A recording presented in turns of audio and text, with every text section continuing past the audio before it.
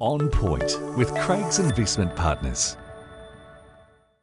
The information provided here is general in nature. It's not financial advice and it doesn't take into account your situation, objectives, goals, or risk tolerance. All investments are subject to risk and none are guaranteed. So before you make any investment decisions, we recommend you contact an investment advisor. For more information about our services or to view the Craig's Investment Partners Financial Advice Provider Disclosure Statement, you can go to our website, which is craigsip.com. Welcome to On Point. I'm Mark Lister, Investment Director at Craig's Investment Partners, and I'll be talking about a range of topics including economics, portfolio strategy, investor education, and anything else that's happening out there in financial markets. Please engage with us. We love to get feedback, questions, and comments on this material, and if you enjoy it, please rate it, or even better, share it with a friend or colleague.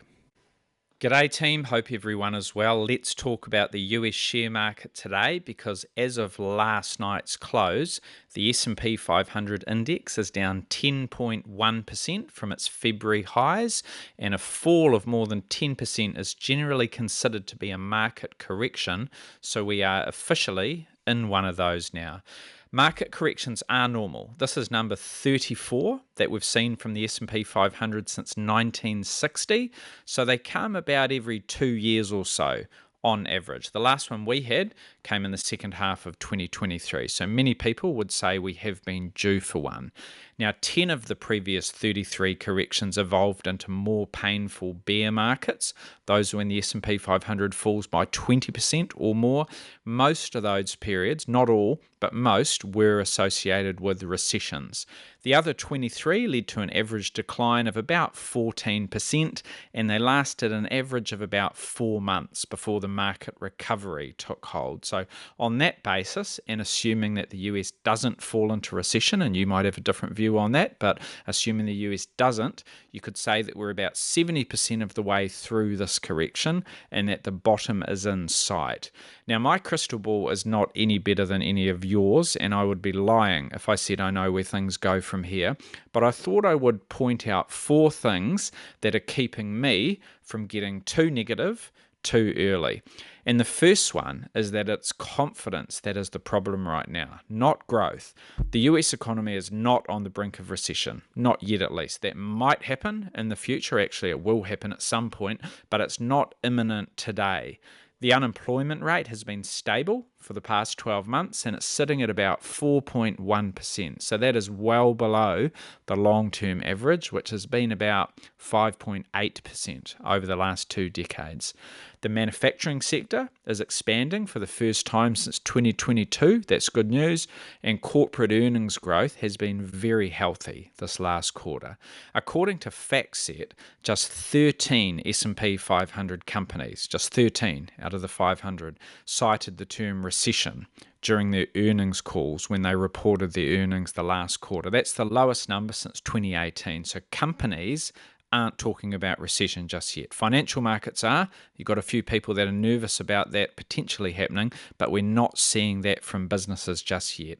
What we are seeing is slumping confidence. So you've had surveys from the Conference Board and the University of Michigan that have seen big drops in confidence. And we can't ignore that because confidence is an extremely powerful force in the economy and financial markets. But we do need to make that distinction about what's actually happening on the ground in the real economy and what investors are worried about potentially happening. So 1 or 2 months of weaker confidence figures won't be enough to change the outlook dramatically, but we do need to keep an eye on that because if it becomes entrenched, that's when it could become something real. You know, if your confidence is low, you stop hiring, you stop spending, and it becomes self-fulfilling. That's why they say you can talk yourself into recession by being too negative and too despondent. But at the moment, we're not seeing it in the hard numbers. We're only seeing it in the soft numbers, which is another way of saying we're seeing it in those surveys and those confidence readings rather than the actual figures. We're not seeing it in labour force figures or GDP figures or manufacturing figures just yet. So that's point number 1. It's a confidence crisis right now. We're not seeing the economy falling into a deep hole. Number 2, central banks have much more scope to cut rates today if they need to. So the Federal Reserve in the US has reduced its policy rate, its equivalent of the OCR, from a peak of 5.5% last year to 4.5%. So they've cut it by 1%, but it's still sitting at the highest levels we've seen since 2007 at 4.5%. That's quite a bit higher than where the OCR is at here in New Zealand. So what that means is that even if that slump in confidence does lead to weaker growth, the Fed has plenty of scope to cut interest rates today. And that's a very different situation to where it was at in the 2010s when interest rates were already very low, or during 2022 as an example when rampant inflation stood in the way of rate cuts. So today you've got a high Fed funds rate at 4.5% and you've got inflation that has been a little softer than expected lately actually, so it's down in the twos. So they have got that firepower to act should they need to. They've got a meeting coming up next week. I don't think they'll make any changes, but in the months ahead they could if they wanted to. Here in New Zealand, a little bit different. Our OCR is lower at 3.75%, but that's still above neutral. The Reserve Bank estimates neutral to be between 2.5% and 3.5%. We're above those levels. So if we needed to cut back to 3% or to 2.5% or even lower, at least we've got that buffer because our starting point is with a higher OCR. In Australia and the UK, the equivalent policy rates are above 4%, while the ECB in Europe also has a bit of breathing space. It has a policy rate of 2.5%. So at least central banks are in a position where they can help and shore up growth and markets and confidence if they need to.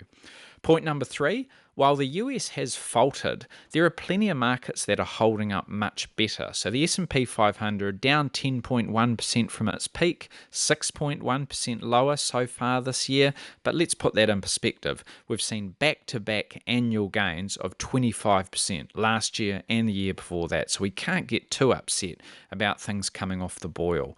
Also important to note that these moves have been amplified by the performance of the Magnificent Seven group of stocks. So those 7 stocks rose 160% during 2023 and 2024. So they more than doubled, and they've fallen back about 18% since Christmas, maybe a little bit more than that.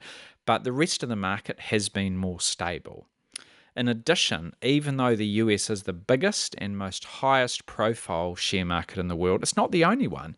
Europe, the UK, emerging market shares, all of those are up this year, some of them quite solidly. Here in New Zealand, our market has given back some of last year's gains, and that hasn't really been to do with tariffs. That was largely because of a very weak reporting season in February, so we fell in February ahead of these other markets falling. But we have given back some of those gains from last year. Remember, last year was the strongest year in 4. The market was up 11 or 12%. That's above the long-term average, so it wasn't a bad year. We've given some of that back, but local fixed income is in positive territory, and US Treasury bonds are also high, and that's because we've seen interest rates come down as this nervousness has taken hold. So you've seen bonds and fixed income perform well, and if you've got a portfolio that includes local fixed income, global bonds, those asset classes will be up. Gold as well, and many of you who've listened to these sessions before will know that I do like gold as a diversifier to hold in a portfolio. I think of it as a very good insurance policy.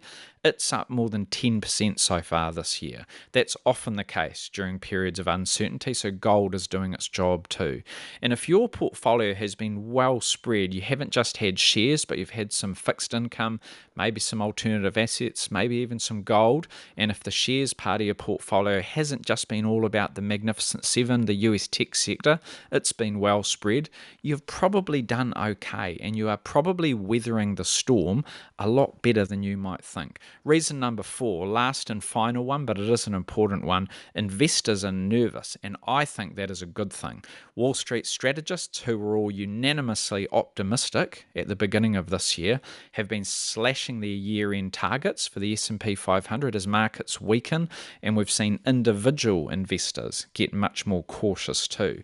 They've been doing a survey in the US since 1987. It's called the AAII Sentiment Survey, and it asks investors is where the market is headed for the next 6 months. And I follow that closely because it's really interesting to see where investors, individual investors in aggregate, see things going. They've been pretty optimistic, as have Wall Street strategists. But the 4-week moving average of negative sentiment in that survey just recently has jumped sharply, and investors are actually the most negative that they've been since late 2022. That turned out to be the bottom of the last market decline, the last big decline, 25% down, I think it was. Apart from that period, you actually need to go back to early 2009 to find a time when investors were as nervous as this.